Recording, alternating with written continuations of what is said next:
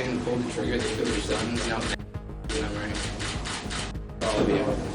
TJ Lane wore a shirt with the word killer to the courtroom and boldly flipped the family of his victims, while Leonard Shockley taunted his victims' family with vivid details of his gruesome crime. We've made a list of some of the most disrespectful reactions from murderers toward the families of victims.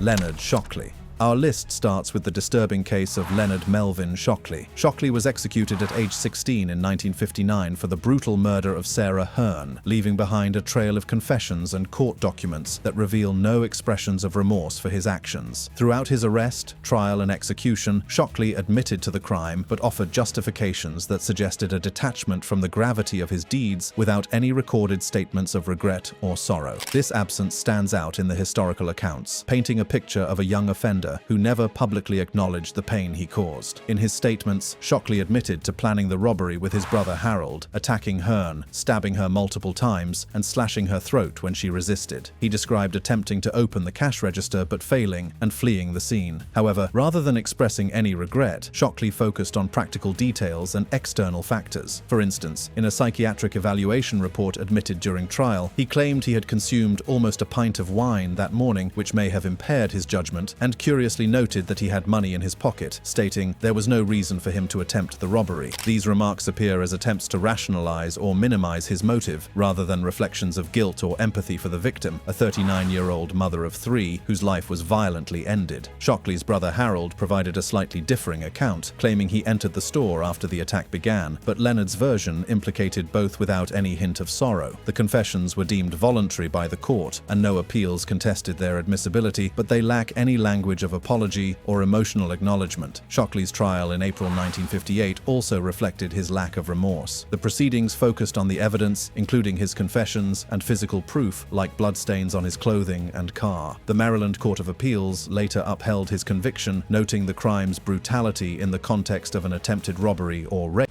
But again, no records indicate Shockley voiced any contrition during the process. On April 10, 1959, Shockley was led to Maryland's gas chamber, where he was pronounced dead at 10:04 p.m. after inhaling hydrogen cyanide gas. Historical accounts describe the procedural details: a frail or resistant Shockley being strapped in, a witness fainting. Unlike many executions where inmates express sorrow, apologies, or pleas for forgiveness, Shockley's end was marked by an absence of such declarations and a clear lack of remorse. No sources document him speaking of remorse in his final moments, leaving his execution as a silent punctuation to a life ended without evident reflection on the harm inflicted. While Shockley didn't say much on the day he was executed, the next criminal on our list spent his last moments of freedom taunting the family of his victim, TJ Lane.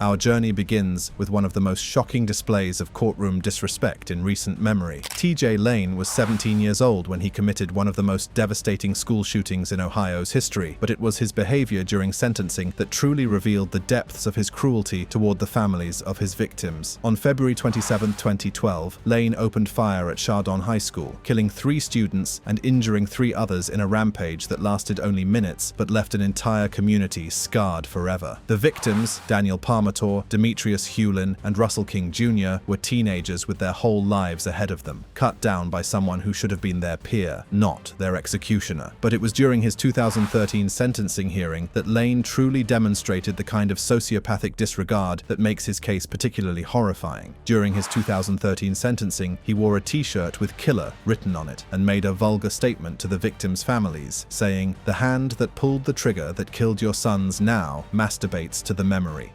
All of you," while giving them the middle finger. This behavior was widely condemned for its blatant disrespect and cruelty. At one point, a family member of one of his victims addressed him. "You don't know kind. You're evil."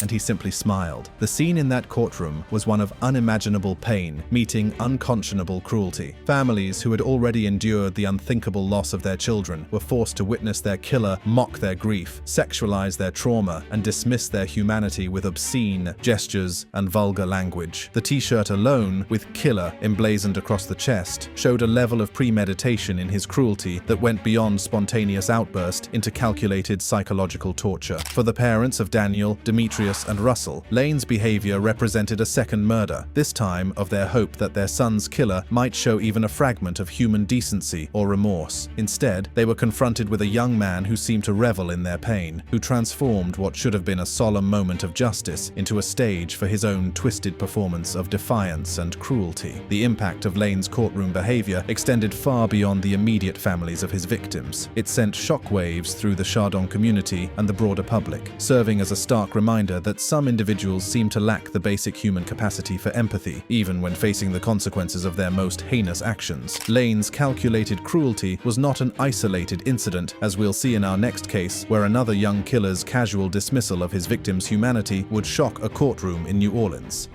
John Honore. The brutal murder of 73-year-old Linda Frickey in New Orleans on March 21, 2022, shocked the nation not only for its extreme cruelty, but also for the callous attitude displayed by one of her killers during his sentencing hearing. John Honore, who was 17 at the time of the crime, demonstrated a level of disrespect toward the victim's family that left courtroom observers stunned and further traumatized an already grieving family. The crime itself was horrific in its brutality and randomness. Frickey, a grandmother who was simply going about her daily routine, became the victim of a carjacking that escalated into one of the most disturbing murders in recent New Orleans history. The crime involved Honore and accomplices pepper-spraying Frickey, pulling her partially out of her car, and dragging her for over 700 feet, resulting in her arm being severed and her death. The image of an elderly woman being dragged to her death behind her own vehicle is one that haunted the community and the nation. Linda Frickey's death was not quick or merciful. It was prolonged, agonizing, and utterly senseless. The crime seemed to epitomize a particular kind of casual cruelty that treated human life as disposable and showed complete disregard for the dignity and worth of the victim. When Honore was brought to trial and ultimately convicted of second-degree murder in November 2023, the victim's family hoped to see some acknowledgement of the heinous nature of his actions. They had endured months of legal proceedings, reliving the trauma of Linda's death repeatedly as the case wound through the courts. What they witnessed during his sentencing hearing on January 12, 2024, however, was anything but remorseful or respectful. During his sentencing hearing on January 12, 2024, Honore made a flippant remark, saying, "I just want to tell y'all I'll be home soon, or I'll be keen on I love my family." This statement was perceived as disrespectful, especially given the horrific nature of the crime. The callousness of Honore's statement cannot be overstated. Here was a young man who had participated in the brutal murder of a 73-year-old grandmother, making casual references to coming home soon while facing a life sentence. The disconnect between the gravity of his actions and his apparent perception of the consequences demonstrated a fundamental lack of understanding or care about the impact of his crimes. The victim's family's response was immediate and heartfelt. The victim's sister-in-law, Kathy Richard, addressed him directly, stating, "It was horrible, John Honore. We have observed you showing no respect for this court. What you did was horrible. It was demonic. You are known as a grandmother killer." I hope he feels the fear that she had in her heart that day. I hope he feels the pain.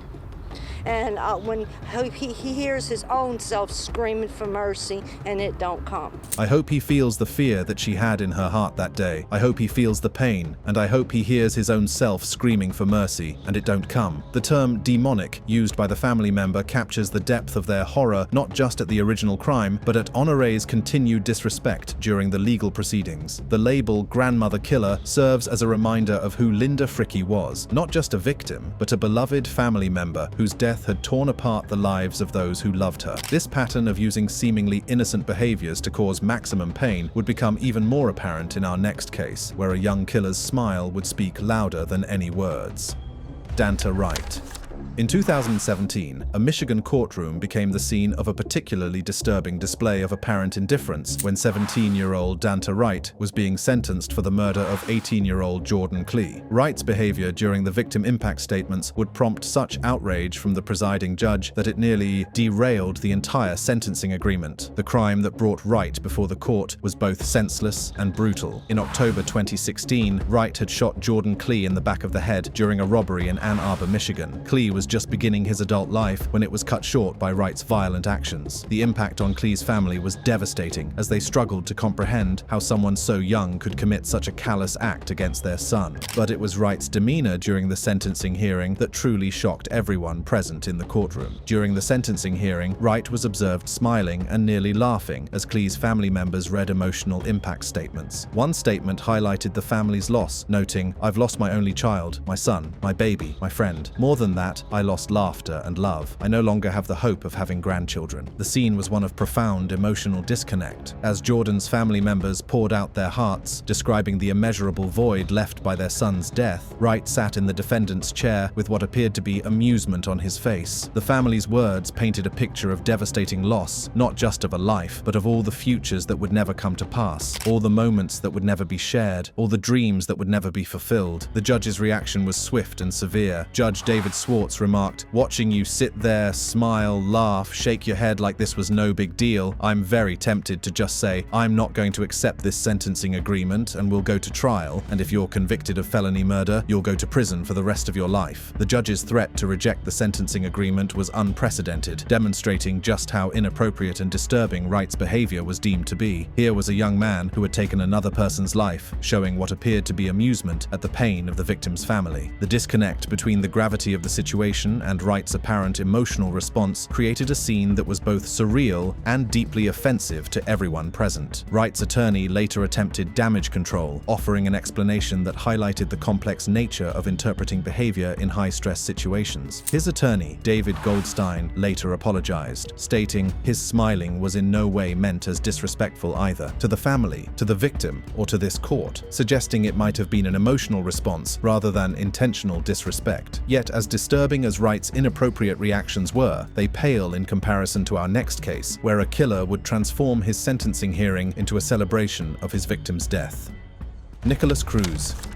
The Valentine's Day Massacre at Marjory Stoneman, Douglas High School in Parkland, Florida, remains one of the deadliest school shootings in American history. When Nikolas Cruz opened fire on February 14, 2018, he was 19 years old and carried with him an arsenal of hatred that would claim the lives of 17 people and wound 17 others. But it was his behavior during his 2022 trial that added insult to the immeasurable injury he had already inflicted upon the victims' families. Cruz's courtroom demeanor during his lengthy trial process was marked by a disturbing pattern of minimization, excuse-making, and apparent indifference to the magnitude of his crimes. During his 2022 trial, he was reported to have made insensitive remarks, including blaming the shooting on marijuana use and complaining about not being able to watch TV. These statements were perceived as dismissive and offensive to the victims' families, who were grappling with immense grief. The families of the 17 people Cruz murdered, including 14 students and 3 staff members, had already endured years of legal proceedings, reliving their trauma repeatedly as the case wound through the courts. They had hoped, perhaps, to see some acknowledgement of the gravity of his actions, some sign that he understood the immensity of the pain he had caused. Instead, they were confronted with a young man who seemed more concerned with his personal comforts than with the lives he had destroyed. Cruz's attempt to blame his actions on marijuana use was particularly galling to the families who had lost loved ones. This feeble excuse not only minimized the calculated nature of his attack, but also insulted the intelligence and grief of those who had suffered most from his actions. The suggestion that cannabis consumption could somehow explain or excuse the systematic murder of 17 innocent people represented a profound disconnect from reality and a shocking lack of accountability. His complaints about not being able to watch television while awaiting trial added another layer of insensitivity to his courtroom presence. Here was a young man who had stolen the futures of 17 people, who had traumatized an entire community, expressing frustration about his entertainment options while the families of his victims struggled with grief, survivor's guilt, and the ongoing trauma of losing their loved ones in such a violent and public manner. The impact of Cruz's dismissive attitude during his trial cannot be overstated. For families like the Schentrup family, who lost their daughter Carmen, or the Gutenberg family, who lost their daughter Jaime, Cruz's apparent indifference represented a continuation of his cruelty. They had already been robbed of their children's lives, futures, dreams, and potential. Now they were being robbed of even the basic human dignity of having their loss acknowledged and respected by the person who had caused it. The capacity for young killers to show disrespect extends beyond the courtroom itself, as our next case from Ukraine will demonstrate in the most disturbing way possible. The Dnipropetrovsk maniac.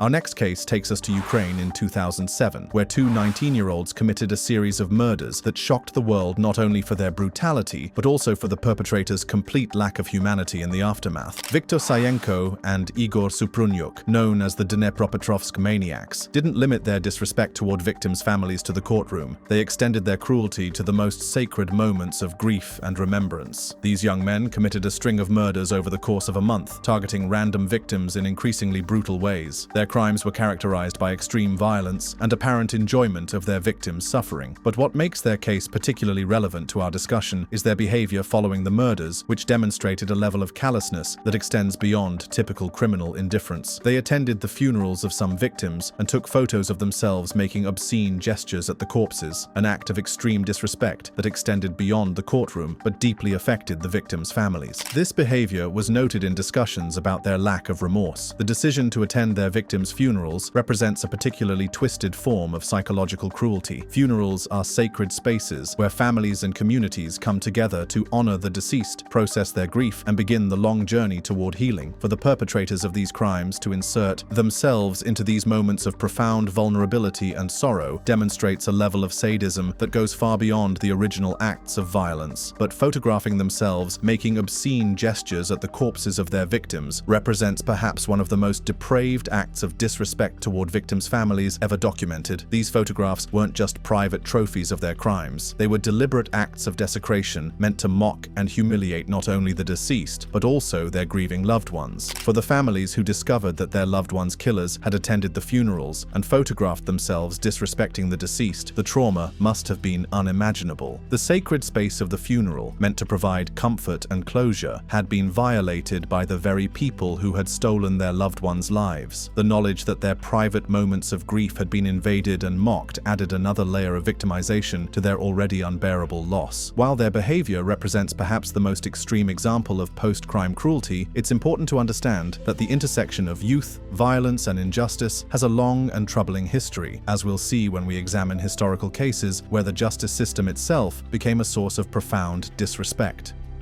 George Stinney Jeter.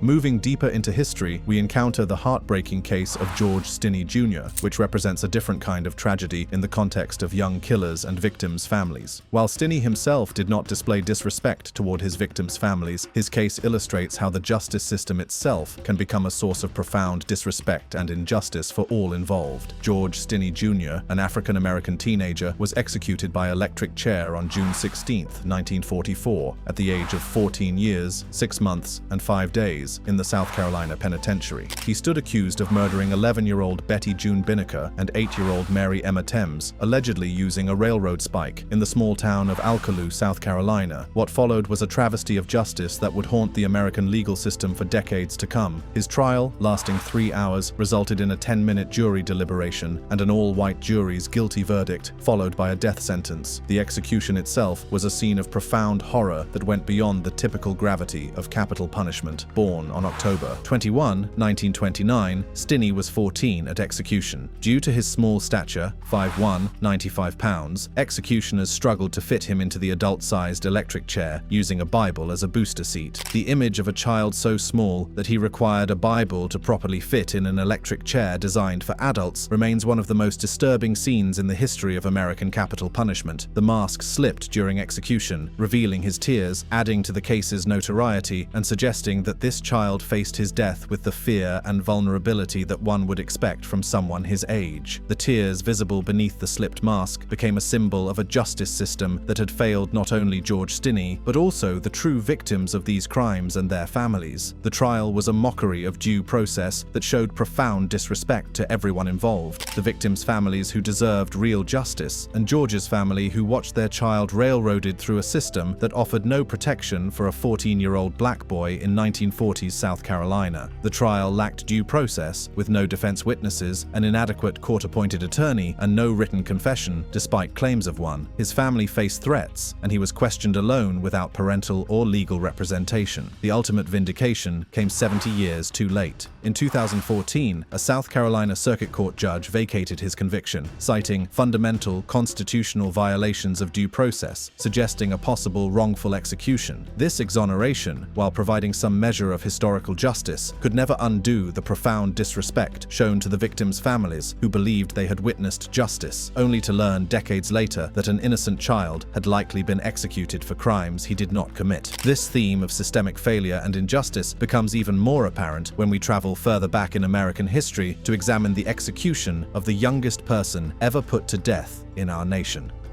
Hannah Oquish.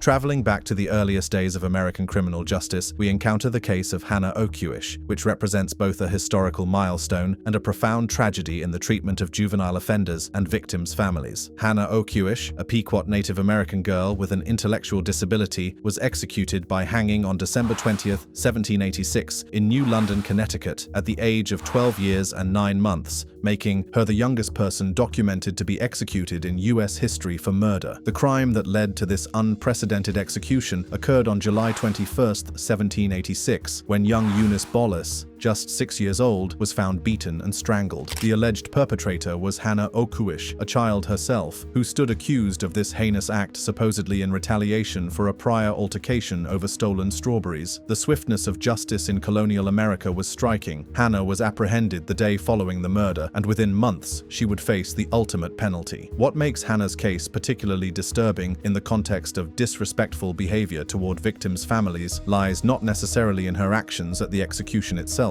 Detailed records of her demeanor during the hanging are limited, but in the broader context of how her case was handled and perceived. A sermon by Henry Channing, published post-execution, highlighted the negative portrayal of her Native American heritage, suggesting bias that may have influenced both the proceedings and public perception. The execution method was hanging, reflecting the brutal standards of 18th century justice. What's particularly chilling about Hannah's case is how her youth, intellectual disability, and marginalized status as a Native American child seem to offer no protection against the machinery of colonial justice. Recent discussions, particularly in the 2020s, question her guilt and culpability, with some arguing she may have been coerced or misunderstood due to her disability. The disrespect in Hannah's case was perhaps more systemic than individual, a justice system that showed no mercy to a 12-year-old child with mental limitations, a society that seemed eager to make an example of a Native American girl, and a legal process that has been criticized in modern analyses for lacking due process, given her age, intellectual disability, and the racial prejudices of the era. For the family of little Eunice Bolus, the execution of Hannah Oquish might have seemed like justice served, but history has cast a shadow of doubt over the entire proceedings. The true tragedy lies in the possibility that 2 children's lives were lost that day, one to murder and another to a justice system that failed to protect the most vulnerable among its citizens. Our final examination brings us full circle to consider how the nature of disrespect toward victims' families has evolved from the historical silence of cases like Hannah Oquish and George Stinney Jr. to the calculated cruelty of modern perpetrators like T.J. Lane and John Honore. This evolution reflects not just changes in criminal behavior, but also changes in how our society documents, understands, and responds to such displays of callousness. In the historical cases we've examined, the disrespect was often systemic rather than individual. Justice systems that failed to protect the vulnerable, proceedings that were tainted by racial and social prejudice, and executions that were carried out without adequate consideration for due process or the true interests of victims' families. The silence surrounding the personal reactions and behaviors of these historical juvenile offenders doesn't necessarily indicate their respectfulness, but rather reflects a time when such psychological and emotional dimensions were simply not considered worthy of documentation or analysis. The modern cases, by contrast, occur in an era of intense media scrutiny, extended legal proceedings, and heightened awareness of the psychological impact of crime on victims' families. This context has created new opportunities for perpetrators to inflict additional cruelty through their courtroom behavior, their statements to the media, and their interactions with the families of their victims. Thanks for watching. Check out other cards.